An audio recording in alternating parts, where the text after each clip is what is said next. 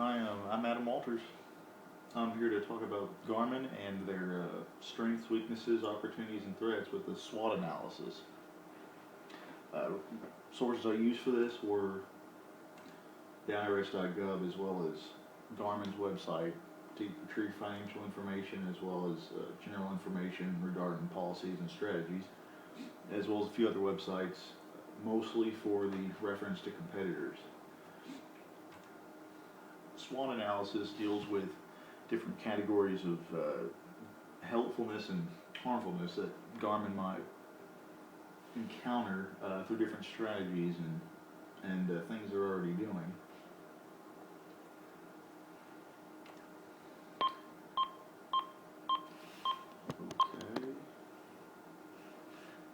Okay. Some of their strengths have a lot to do with things that they're done to try to keep Garmin's card units to be as profitable as they can be.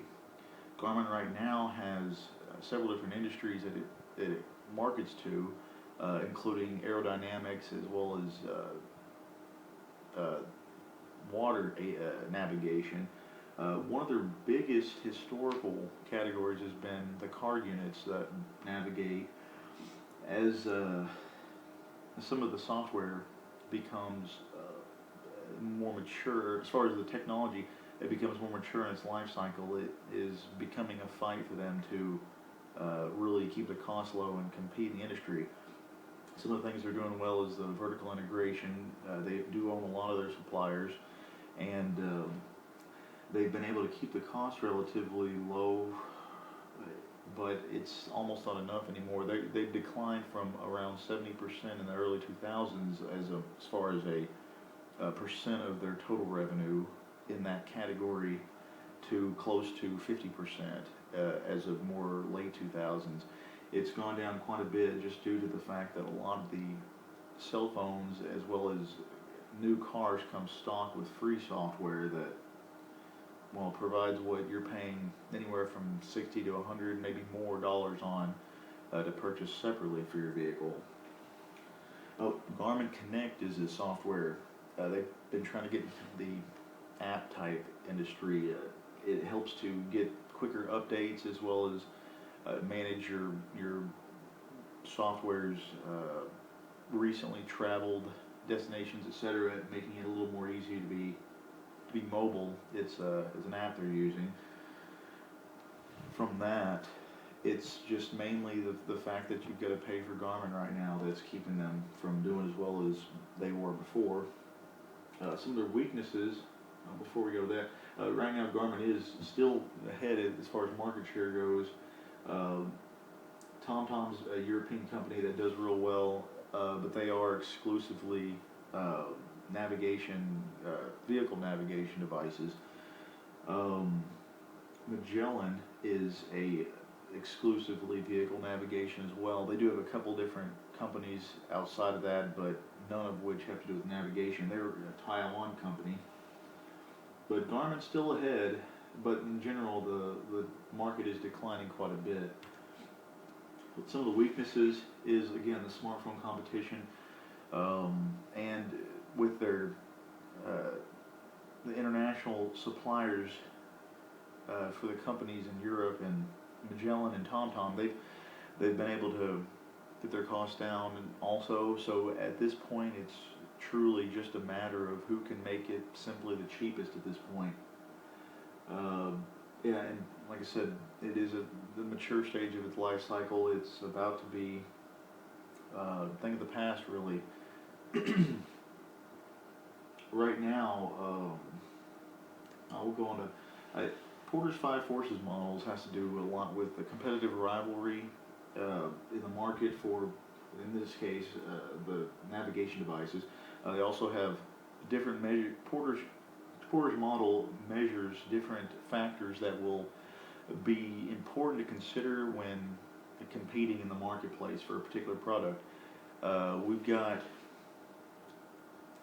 a few different things going for Garmin, but in general, there's a few things that need to be considered to move on with their company. The threat of new entrants is something that right now is not a big concern for Garmin. They have a pretty strong hold in the market, and as it is a declining market, as it's becoming more mature and eventually declining, they're going to have a lot less people looking to obviously start right into it outside of maybe a wholesaler or something like that. They do have a competitive advantage when it comes to the other navigation suppliers because of their variety as well as their already large market share. They have more loyal customers and things like that. Another factor of Porter's model is the threat of substitutes.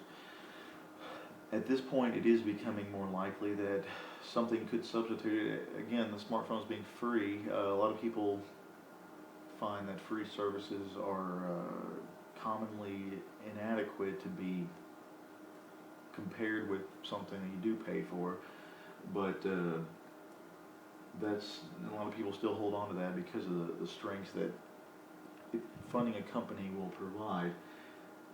They are right now the innovator as far as they've got other devices that they've worked on. They've got the seas and air travel, so they've got a little more technology going in they can use just kind of expand their car units. Things to consider for this. We'll get back to that. Bargaining power of suppliers.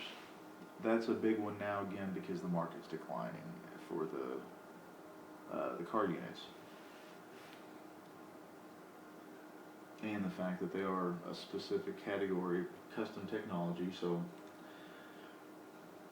the bargaining power of buyers becoming a little bit, but simply because it's leaving the industry. That's another reason Porter's model is against them here.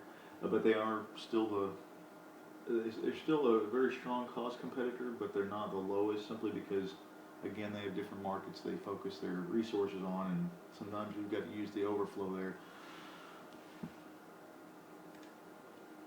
Competitive rivalry. Really, again, not a big worry. They've got good share as well as not a lot of new people are looking to get into the market as it's declining in general for Garmin. And that's it. Thanks for listening. See you in class.